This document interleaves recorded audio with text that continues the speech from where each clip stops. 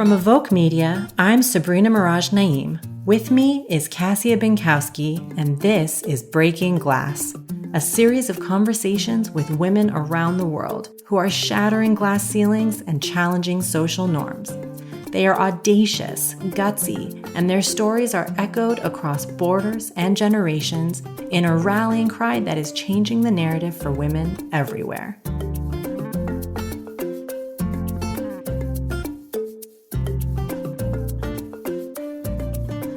All right, guys, I'm really excited to share this conversation with you as this guest is of personal interest to me.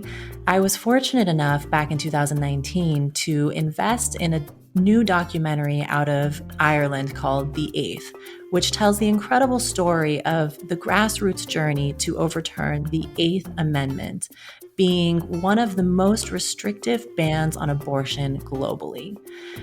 The main character of this story, who they follow throughout, is a woman named Ailbhe Smith. She is one of the country's foremost civil rights activists.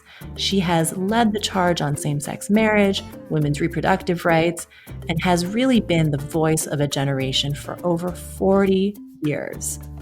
We're really excited to have her on the show, and her personal journey really of getting to where she is today is something that I was super interested in learning more about. Well, I think it's just so relatable. I think there's a lot of moments here that you all are going to react to and that I think are going to really resonate. She's a true renegade, and I'm so excited that you brought her on the show, Sabrina. Absolutely. So let's take a listen.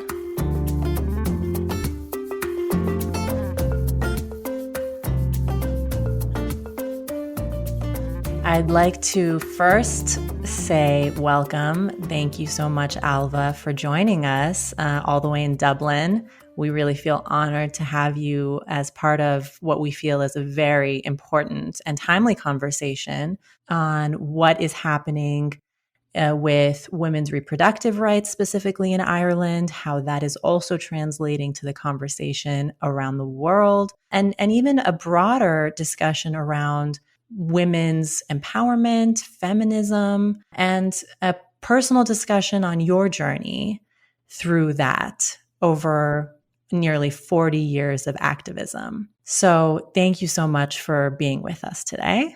Well, thank you for asking me. It really is a delight and also a privilege to be able to have this kind of conversation. Now, Ailbhe, as I understand it, you were born to middle-class parents in Dublin and actually trace some of your earliest exposure to feminist thinking all the way back to your Catholic grade school. Tell us more about that. Well, it was absolutely typical for girls in Ireland at the time.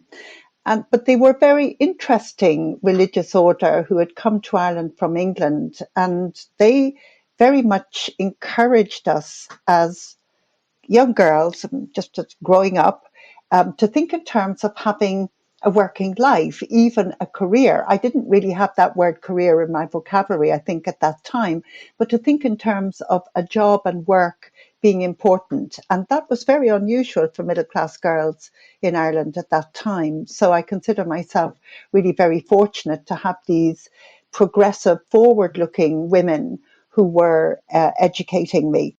So I grew up thinking, I'll be able to go to university. And in fact, I was the first girl in my very large extended family. I was the first girl to go to university in that family. And I did, and I studied English and French, which seemed to be a good choice for a girl, and didn't really think very much about what the future might hold for me. But when I qualified, I was actually offered a job in the university, in University College Dublin, in the Department of French. And of course, I took it. I didn't think, this is the beginning of an academic career. It was quite simply a job. It seemed interesting. It was going to give me wages. And I thought, yes, I'll go for this. And that was actually how an academic career of 40 years started, without any great planning or thought. Quite quickly, as a young woman in this very Catholic country, I began to run into difficulties. Okay, so here you are, a middle-class girl in Ireland. You come up through Catholic schools, and then you're the first in your family to graduate university. That would have been an impressive story in and of itself. But from here, you managed to launch an amazing career in women's rights, mostly through academia and activism. I'm curious, what was some of your earliest exposure to these issues? When did you start to feel the pushback and the limitation that the system was placing upon women in Ireland? I was growing up in a society where there was no contraception, no divorce.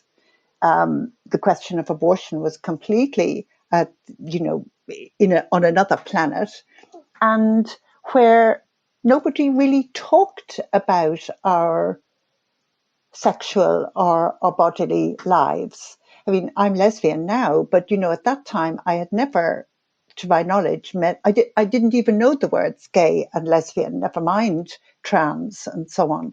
These were not part of my thinking. They weren't part of my world. They weren't part of anybody's world here. So it was really very difficult. And I had obviously, friends, pals, mates, and they said to me, what you need to do about the contraception is you need to go to your family doctor and to say that your menstrual cycle is very irregular and that you think you probably need the pill. So I went to my family doctor and said precisely this. I said, well, you didn't use the term menstrual cycle. I just said, my periods are a bit irregular. And he then immediately said, oh, I think you need to go on the pill. And that was how I got a prescription for the pill. And in retrospect, it's very clear to me that there was a complicity there, that doctors knew very well what young women and indeed older women, married women, were doing. And I think I really reached a point where I began to have some glimmers of understanding about my life and the kinds of contradictions that it contained. But as soon as I got married, even the day I was getting married, I knew that this was not me. It really didn't feel right at all. And very, very soon after my marriage, within a few weeks, I became very ill. And it was at that point that the doctors said I was having a breakdown, and that the reason I was having a breakdown was because I was suffering very acutely from anorexia nervosa, which was barely diagnosed in Ireland in those days.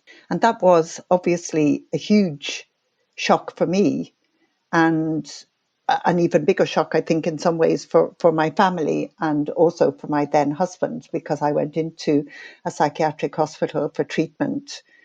And